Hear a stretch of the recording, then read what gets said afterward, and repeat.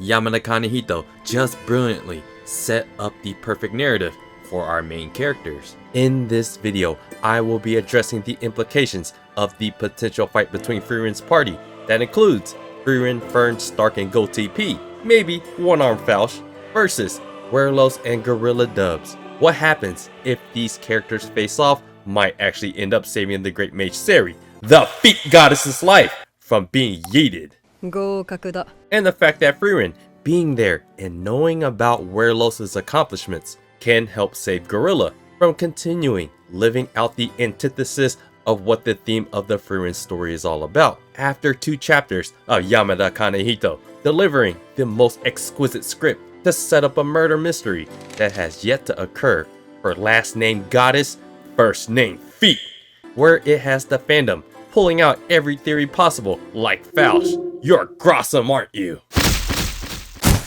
I mean, there is still technically a chance. Who needs an arm when you can speak in feet goddess? As Serie and Sense are greeted by the Emperor in chapter 145, chapter 146 delivered another important and probably underrated aspect as to how the great mage Serie can be yeeted, and that is if they let this monster named Werlos into the palace to ruin the symbol of peace, dancing. In Serie's prophetic dreams, all outcomes ended up with getting her in the same way, by the slash at the throat, either by a warrior or someone that far surpasses what should be possible in this era. Along with many other clues, just check out all my previous videos where I go more in depth into how Serie's visions and clues all tie into how Serie can be yeeted or survive. One of the most crucial aspects of preventing Serie's death is Serie bringing along everyone on this mission that go beyond her expectation and imagination. Not once Serie mentioned that Frieren was involved in her dreams, so it's quite possible that the person like Flamme and in result, Frieren is someone that goes even further beyond what any of Serie's prophetic dreams could have imagined. However, one thing is clear, this was the first prophetic dream where Serie got to actually speak with the Emperor and exchange information. Take note here, Serie's sadness, as she wishes she had a bit more time. Interesting that a person that lived centuries is hoping for more time. And it's possible that Frieren's entire party, including Gold TP, can massively change the outcome for Serie's demise, except Falch's arm. That's not looking too good right now. Remember that the Shadow Warrior mission Commander Lion relayed to Shrit is one really about distracting everyone else that is helping guard Serie, while Commander Lo and whoever else is supposed to help deliver the hit yeet Serie. The way Falch discards Werlos coming down this hidden escape route from the Age of the Unified Empire means Razin, described like a demon general, means just how massively strong this guy is, along with Gorilla Dubs being blown away by his monstrous strength. And do you guys remember who this demon general level strength guy is? It's Revale. It's Revale, the bloody god of war, aka the strongest demon warrior. Looks like both Aizen and Werlos have fought him and lived to see another day. Aizen is stronger than Werlos, but to survive any fight against Revale is a massive accomplishment. Remember that Werlos is friends with Aizen. Right now at his advanced age, we can assume that he isn't nearly as strong as he was back in the day, hinted by his own words. At the same time, if a first-class mage like Falch is light work against Werlos, the prophetic dreams that involves Werlos entering that palace may play an even bigger crucial role than we think. So my point becomes, if Frieren's party ends up facing Werlos and Gorilla Dubs and prevents one of the visions that involves them getting into the palace and wiping out everyone, leaving Serie more vulnerable, I think the outcome of this interaction between Falch with Werlos and Gorilla Dubs, and later on potentially Frieren's party, can change the outcome of Serie's death. The reason why I say this is because the more occupied Sense,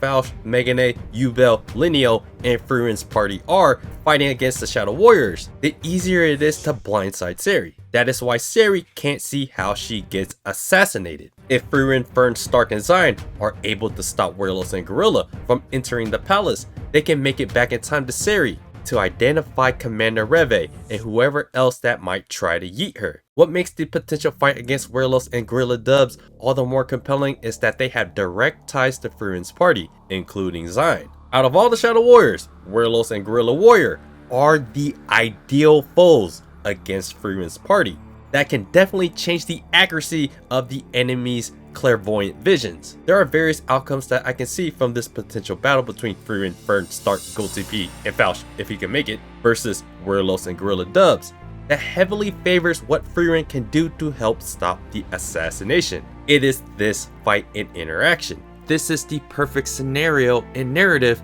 to reinforce all of Frieren's themes, while incorporating all of the main characters. Everything we know about the Frieren themes, from legacy and remembrance, Frieren's entire party still represents that symbol for what Himo's character left behind. Gorilla feeling the wrong of Razin's legacy being tarnished and forgotten, likely flipping him to be a Shadow Warrior. Frieren, Gold TP, Stark, and even Fern are the answers for Gorilla's discontent, with Werlos being the negative result when you become forgotten. Frieren's party can just end up defeating them outright, or the more compelling proposition is that they defeat them and obtain some combination of important information and insight into the Shadow Warriors, or even better, Werlos and or Gorilla Dubs can just end up joining them. That is what makes Zine's presence all the more compelling, including Stark's connection to being Aizen's student, being much more important than we thought he would be in this arc. Obviously, Aizen being in Frieren's party as part of the hero's party is an easy connection for Werlos as well, including the fact that it was hinted that he was already a part of a Shadow Warriors mission to yeet Frieren. So we have Werlos, even though he used Aizen's words of wisdom of succumbing to fear to live to fight another day. However, deep down, he wants to die an honorable death, something that Gorilla notices. What's more honorable than being defeated by his friend's student in Stark, along with the fact that Frieren knows about him, his accomplishments, and can unlock a fruitful backstory that leads to the guy that we all have questions about in Christ, aka Gorilla Warrior. Werlos represents the downfall of what Gorilla Warrior meant to Christ. Now here he is, with one of the Empire's greatest warriors that helped seize a third of the Empire's land from the demons, long forgotten, including all the symbols that were meant to remember of him. That is our key as to why Gorilla became a Shadow Warrior. He represented the Himmels of the world and didn't want to end up like Craft the Monk's statue with this partner, but probably seeing the outcome of Werlos' character likely changed them, because Werlos' character is that sad reality when you're just a forgotten hero. So that is why Frieren knowing about Werlos and Werlos' accomplishments will mean so much to the old Gorilla Dubs, the one that inspired Gold TP to eventually follow in his footsteps. Between Frieren and Zine, Frieren likely relaying everything great about Werlos when they fight to inspire that Gorilla of old, and Gold TP literally becoming the Gorilla of old. It's like the perfect narrative outcome that would make Himmel's statue shed a tear. And why do I think it's easy for Gorilla and potentially Werlos to lose and possibly switch sides? The Empire has already officially disbanded them. They are not even supposed to exist, but they do. So switching sides is not as far-fetched as some may think. One caveat to Gorilla switching sides is whatever the strict connection entails. And once again, from the perspective of Werlos and Gorilla Dubs being Shadow Warrior partners on this mission, it's perfect for both of their characters, and it makes it narratively perfect that their upcoming enemies, potentially being Frieren's party, perfect as well. If you were writing the story along with Yamada Kanehito, you couldn't put together a better matchup than this to drive home all of Frieren's most important themes that have the most connections to all of our main characters. It's because of this connection from a narrative standpoint that we can all see that it can go beyond Serie's expectations. Did Serie really foresee Frieren's party's presence, defeating Werlos and Gorilla, and potentially giving them crucial information, or even switching sides? That would be one hell of a surprise for all the other Shadow Warriors, including Commander Louvre. The story is still leading us on this path that Commander Reve is still the one that will yeet Serie.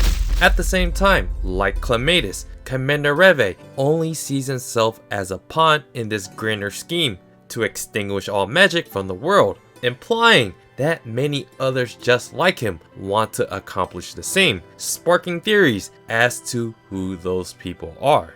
Remember that Gorilla avoided the Shadow Warriors meeting. Shred pretty much brushed it off that Gorilla didn't need to be there, and Christ himself feels a sense of apathy towards this whole Shadow Warriors thing. That is where the combination of Zine, Stark, Frieren, and Werelos's character being the perfect foil to the Shadow Warriors. Goatee P is Gorilla's best friend and is living out their childhood dreams. Inspired by the Gorilla of old, Stark defeating Werelos would satisfy his yearning to die an honorable death by his friend's student. And Frieren is the living entity that still knows of Werelos's greatest accomplishments that was lost in statues, portraits, and everyone else's memories. That is where Gorilla Warrior can turn his back against the Shadow Warriors and join Goatee Priest and help stop Serie from getting yeeted. Since did send Frieren's party to go meet up with Falch, it's quite possible that while Falch with Clematis is keeping their fight under wraps, that this one armless Falch is possibly a double, or he's just really fast at teleporting, just not fast enough. At the same time, Falch does mention that he wants to get Frieren involved to help stop Werelos and Gorilla, so this sets up for the perfect fight that ties in every important theme we know about Frieren. This right here is the perfect narrative that drives home all of Frieren's biggest themes that will contribute to saving the great mage Serie, the Feet Goddess. So yeah guys, let me know what you guys think about this potential battle between Frieren's party against Werelos and Gorilla Warrior. Are you guys seeing the same thing I'm seeing of how important it is that Frieren's party be the one that fights Werelos and Gorilla Warrior? Now that we know that Werelos's character is connected to Aizen, that makes Stark's character more connected to this arc. And before, we just thought of Zine as being the one to help Gorilla, but the fact that Frieren is there, she knows about Werelos, it connects Frieren now with Gorilla and Werelos. So this is the perfect opportunity to drive home what I think all of Frieren's most important themes. So yeah guys, let me know what you guys think about the post chapter 146 clarity. I would love to know. And do me a favor, hit the like button, subscribe to the channel if you guys haven't already, check out my blog at otakusend.com, and I appreciate you guys watching, and I'll see you guys on the next video.